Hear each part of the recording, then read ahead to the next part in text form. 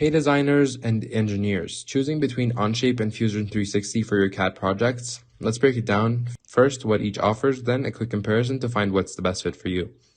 Onshape is a fully cloud-based CAD platform built for collaboration. It runs on any device with a browser, no hefty hardware needed. Its strengths: real-time team collaboration, version control, and a clean, intuitive interface. It's great for mechanical design, assemblies, and industries like medical devices or automotive parts. But features like rendering or CAM require third-party apps, and it's pricier, starting at $1,500 per year. Fusion 360 by Autodesk is a cloud-based CAD, CAM, and CAE powerhouse. It's an all-in-one tool with advanced modeling, surfacing, simulation, and built-in CAM for machining. It's affordable at $495 per year with a free version for hobbyists. Fusion excels in complex designs, electronics, and 3D printing, but can lag on large assemblies and has a steeper learning curve. So, how do they stack up? Onshape wins for collaboration and ease of use, especially for distributed teams or simpler mechanical designs. Fusion 360 is the go-to for versatility, think intricate parts, manufacturing, or multidisciplinary projects.